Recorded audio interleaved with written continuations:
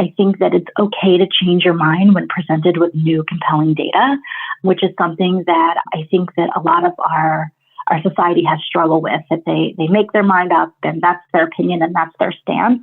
And I think that one of the real successes and the piece of advice that I would give folks in the education and the workforce market is follow the data, listen to the market, and use that to drive your decisions. And if the data is different than when you originally took your stance or had an opinion, use that to shape your new one. I'm Celisa Steele. I'm Jeff Cobb, and this is the Leading Learning Podcast.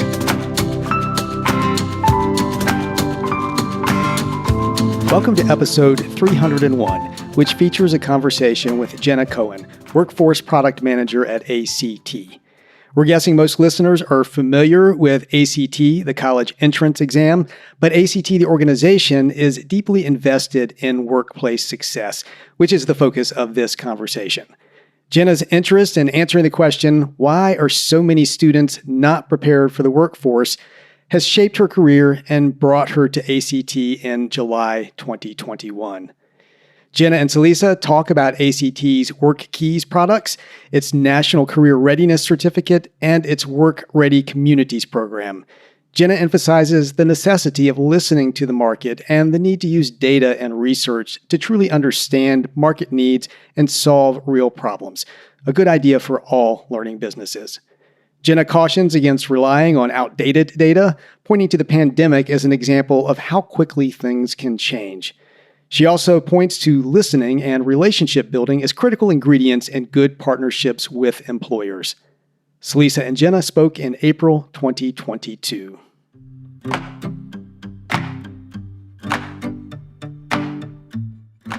So would you tell us a little bit about ACT and your role there?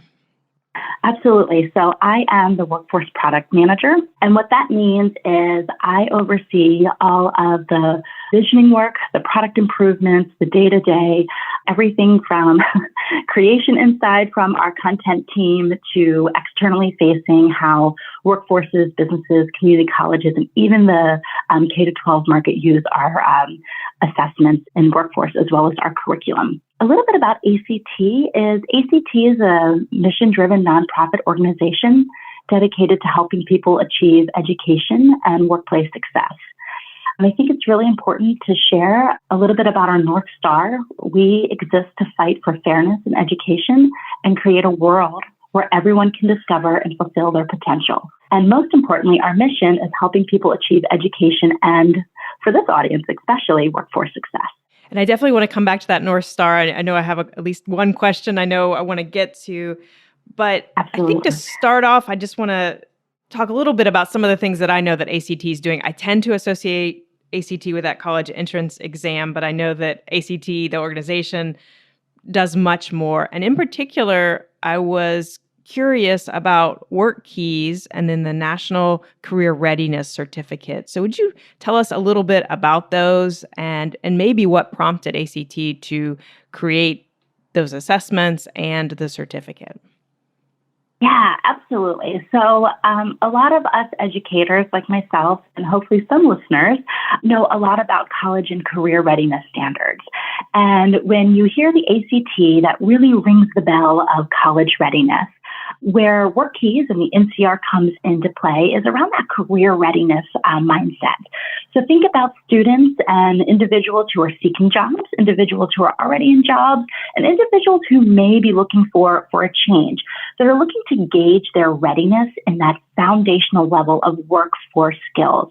So our NCRC is made up of 3 assessments: graphic literacy, applied mathematics, and workplace documents.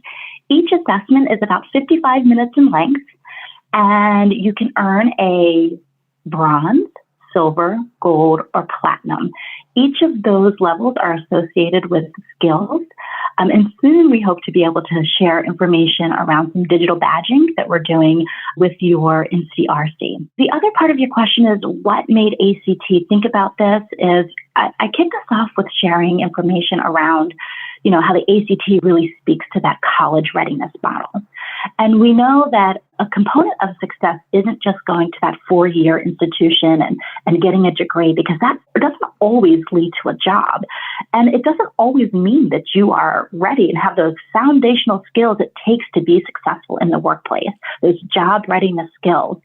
So ACT's created the NCRC, these 3 assessments that really give information on if an examinee, you'll hear me refer to the student as an examinee, is prepared for those foundational skills. And again, that's around graphic literacy, applied mathematics, and workplace documents. In addition to these assessments, we have 5 others, and we also offer curriculum that can help a student prepare for these assessments and prepare for being ready in the workplace. So I'm assuming that there are a lot of competencies that underlie WorkKeys and those assessments that you've been talking about. And it would seem to me that establishing and maintaining those competencies would be a lot of work. So could you just talk a little bit about how ACT approaches that? Absolutely. So once you earn an NCRC, you have that NCRC for life. So if you take the NCRC for the first time, those 3 assessments, and you earn the bronze, you are always a holder of that bronze assessment. Now, you can retest as many times as you'd like. So you retest again, and this time you get a gold, and you want to keep retesting until you get the platinum. You're able to do that with the NCRC. We tie our NCRC, we connect with a lot of employers. This is often done through our Work Ready communities.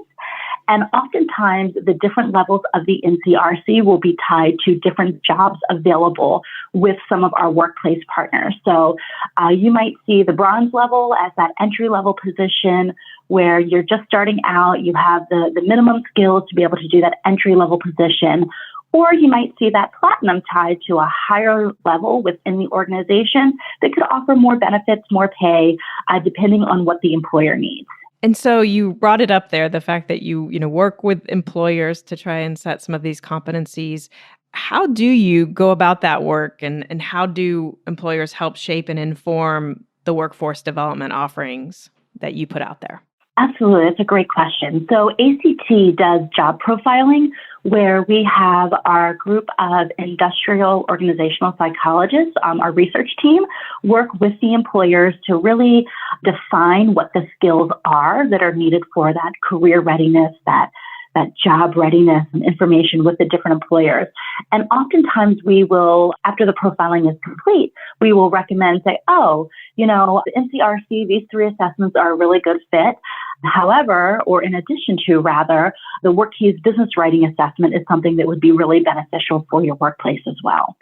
We may also recommend using some curriculum that we offer around the WorkKeys and thinking about how you can triangulate the different services and assessments and products that we have in workforce to really meet the organizational needs and solve the problems that we're trying to solve. Being a problem solver is a really important component of working at ACT. We're grateful to Bench Prep for sponsoring the Leading Learning podcast. Bench Prep is an award-winning learning platform purpose-built to help learners feel confident and prepared to take difficult entrance, certification, and licensing tests by delivering an intuitive, efficient, and engaging study experience. Bench Prep helps you accelerate test prep revenue growth by offering the tools you need to create market-ready products and data to improve your content and understand learner behavior. Many of the world's leading associations, credentialing bodies, test providers, and training companies trust Bench Prep to power their online study programs, including ACT, the Association of American Medical Colleges, CFA Institute, CompTIA, GMAC, McGraw-Hill Education, AccessLex, and more. More than 8 million learners have used Bench Prep to attain academic and professional success. To discover more, visit leadinglearning.com/benchprep. Now, back to Jenna and Celisa. Do you have any thoughts on the secret ingredient or ingredients that go into working well with employers? Yeah, I think with anything, right, you have to be a good listener. You have to be able to kind of peel that onion back. You can't tell. I was watching Shrek this weekend with my little one. And so being able to peel that onion back and really understand the different layers and not necessarily the problem, you might get a blanket statement of, I'm having problems recruiting and retaining employees. You might hear that from an employer. So it's really peeling that problem statement back and understanding what the needs are. And, of course, making sure that ACT is a good fit with our WorkKeys products, or possibly connecting you with some of our partners and being a true problem solver, listening to what those areas of need are, and not just, putting a blanket product or service over top of it, but really digging in deep to be that problem solver and that thought partner with the organizations we work with. Great. I do think that listening is always so important, and listening tends to take time. And I think that can always, to some extent, be a barrier in really having those effective partnerships, just because of the sheer investment in time that it takes. Yeah, I think that the other secret ingredient, probably just as important, is relationship building, getting to know one another and being able to know that when you're getting that blanket problem statement versus when you're really getting in deep to see what those levers of change are. So I'm curious if you are seeing the role of credentials change as the global economy and the nature of work have evolved. Are there any recent shifts or trends that you want to call out for listeners? Yeah, we're having a lot of conversations internally about this. We do have a credentialing department that is working very closely with the WorkKeys products, and we're digging in to see, what are these market trends and where do we need to lean in to help solve different problems. And what we have found is that it's really state by state, county by county that are leaning into the credentialing world. And we're seeing the number growing. And so we're thinking about what are the different skills that are attached to the NCRC, the bronze, silver, gold, and platinum, and how do those skills possibly equate into different credentials? What can we do to kind of have some of our research-based, field-tested data and information to help build off of this program? So we are having a lot of internal conversations there. First and foremost, ACT, we're a research company, so we are gathering data, we're getting the facts, and we're ensuring that should we have an additional offering or a follow-up offering or even a new product idea, which is music to my ears as a product manager, that it really meets the market needs. And customer voice and that market research data is a really big part of our work.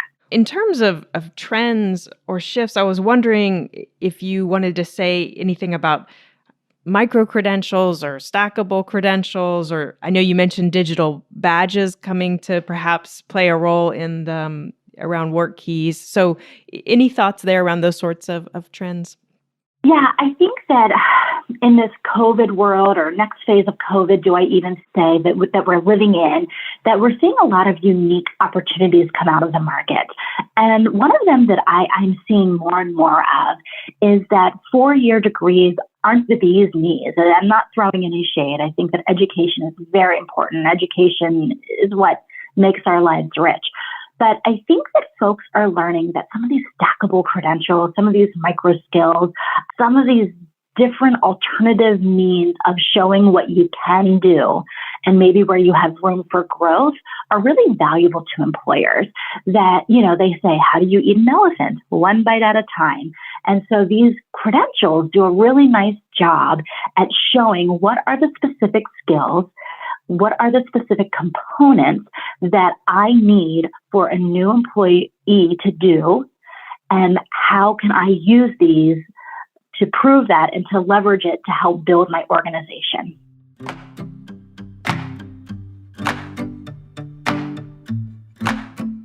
How has COVID impacted the work that ACT does and the work of those that you serve as well? Yeah. So, we talk about this a lot. I mean, who would have thought 5 years ago that this would be something that we were having to solve for? And I think that it's touched all of our lives for sure, but I think that based on different factors, it's impacted us differently. So I'm going to focus on the business world, the workforce, because I think that probably is best for the audience here. Thinking about access and equity and availability of jobs and then over availability and not being able to fill the jobs. We have found that test centers that used to offer our assessments are still working on opening up. And one component, the loneliness of COVID, of people being remote and people not being in person, is something that's sticking around to say. We're currently in a proof of concept to understand what are the risks and benefits of offering some type of remote proctoring. So that would mean that you would be able to take one of the WorkKeys assessments from a remote location. May that location be home or be, in your office, but not have to go to one of our test centers with a proctor in person. Rather, the proctor would be on your computer virtually. And so that's one way that we're trying to address, the remoteness that's going to stick around. I was reading, I think it was Forbes, and they did a survey. And one of the things that's coming out of the pandemic is this concept of remoteness. Is people have gotten very used to working from home, working where they want, working different odd hours, and they're able to get the job done in a lot of. And so as people are heading back into the office and the workforce is jump starting, from what we're hearing, is remoteness is starting to be a benefit that's now offered as a part of a package. So whereas, organizations used to spend hundreds and thousands of dollars on rent to provide office space that a lot of times they're utilizing the WeWorks of the world, group workspaces, or allowing employers as a benefit to work from home, 1, 2, 3, 4, 5 days a week in some of these. And so, as always, at ACT, we are listening to the market, hearing what employers are offering, and to be able to tack on and, ride the coattails of that benefit offering. That's why we're thinking about the different features and plugins that we can do to continue to modernize our products to meet the market needs. And so in your response there, I was hearing too, it sounds like at this point, remote proctoring is not an option for those WorkKeys assessments. Okay, so it's something you're working to. Yeah, that's correct. So we have, anytime we offer anything that could be, potential risk around test security or item harvesting or anything like that, we have to go through many different processes to ensure, because this is considered to be a standardized assessment and the scores are used nationwide, we need to make sure that everything's secure. So we're working with our test security groups. So we're working with all of the stakeholders. That's essentially what the product manager does. We engage all of the stakeholders, from research to content to test security to operations to our enterprise solutions. And we bring everyone to the table and the market. The market was the voice that led us to explore this opportunity. And, we're making good progress. I don't have any clear updates to offer at this time, but I can say we're making some good progress, and I'm really hopeful that we'll continue to do so. So when you think about the adjustments that ACT has made during the pandemic, are there ones that you think will stick around and be lasting post-pandemic? Yeah, I think anything around convenience and flexibility, all are in the name of modernization, is going to be something that sticks around.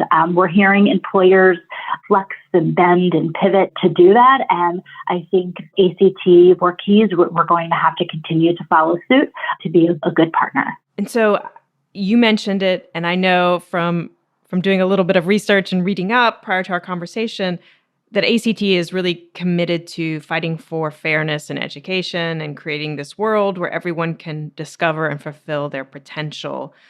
So how does ACT see its role in diversity, equity, and inclusion, and what is ACT doing in that realm? Yeah, that's a great question. Thank you so much for bringing that to the table, to give me an opportunity to speak to. So first and foremost, equity guides in all that we do. We are always conducting robust research on urgent challenges and education. A really good example of that in the workforce space, ACT, we engage local, state, and national leaders who are as passionate about reinventing the systems and empower everyone to compete and succeed and thrive.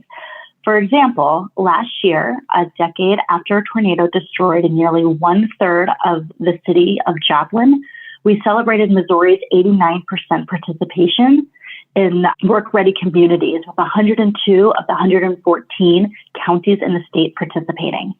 More than 5,300 employers in the state support work-ready communities and residents, and they have earned nearly 142,000 ACT Career Readiness Certificates, so that's the NCRC. And so it has demonstrated a strong talent pipeline for future growth. So what lessons learned or advice do you have from your own experience that you would share with other organizations in the business of continuing education, professional development, lifelong learning? Yeah, I think that last one you hit on is so important. Usually in my introduction, I say I'm a lifelong learner, first and foremost. I think that no matter how far you are along in your career or how early you are in your career, you need to understand that the market always changes and you have to be flexible. The only thing constant in life is change. And you have to be really ready to pivot and to open those ears to listen and be ready to learn. I think that it's okay to change your mind when presented with new compelling data, which is something that I think that a lot of our society has struggled with, that they make their mind up and that's their opinion and that's their stance. And I think that one of the real successes and the piece of advice that I would give folks in the education and the workforce market is follow the data, listen to the market, and use that to drive your decisions. And if the data is different than when you originally took your stance or had an opinion, use that to shape your new one. And it doesn't mean that you have to go from one side of the fence to the other, but maybe you're somewhere in the middle, because the data is so important, in helping ensure that you're meeting the true need and that you're not solving a problem that doesn't exist anymore. I see so many colleagues and so many other organizations that are not solving the right problems anymore. When COVID hit, none of us were prepared. We didn't know that. We still don't really know exactly what's coming in the future. We can be hopeful and we can use the data at hand. And, I said at some point that I think we're in the next phase of this, but a new variant or something unknown could come across and we could be in a different situation, and you have to be ready to act, not ready to provide a baked solution because you don't have the data to provide a baked solution. And I get really weary of organizations that approach me, oh, we have this cutting edge solution to solve all of your pandemic needs. And I'm like, we're still navigating through this. What data did you use? How did you collect it? What was your sample size? And so the other piece of advice I offer is be inquisitive, be a lifelong learner, be ready to pivot, to change, and be inquisitive.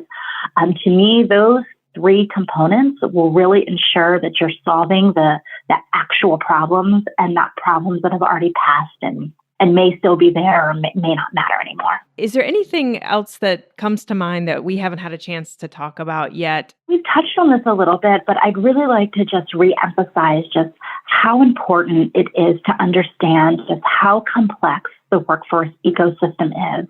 When you think about who our target audience is, I think you've heard me call them students, learners, and examinees all throughout the length of this interview. And it really differs, who your buyer is, who your audience is, and knowing that we often have to work through large generational gaps and folks that are coming through at very different levels, some high, some low, and that, just establishing these work ready, these career readiness skills is a really great starting spot. It can really help fill those entry level positions and throughout your organization.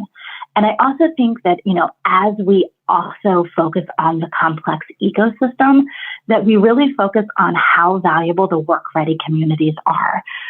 Having ACT, our profilers, partner with the businesses and use the ACT products and services, understanding that, we work with local and state and national leaders who are all passionate about growing the workforce and providing tools and resources for a robust economy. That triangulation, it's really magical and it creates such opportunity in the pipeline.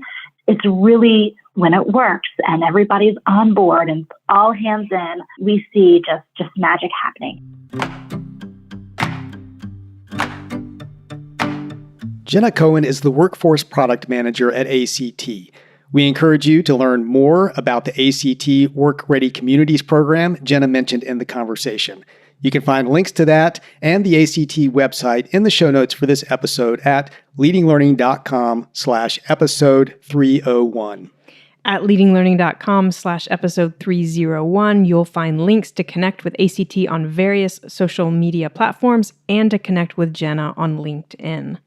In the show notes, you'll also see options for subscribing to the podcast. And we'd be grateful if you would subscribe if you haven't yet, as subscriptions give us some data on the impact of the podcast. We'd also be grateful if you would rate us on Apple Podcasts, especially if you find the Leading Learning podcast valuable.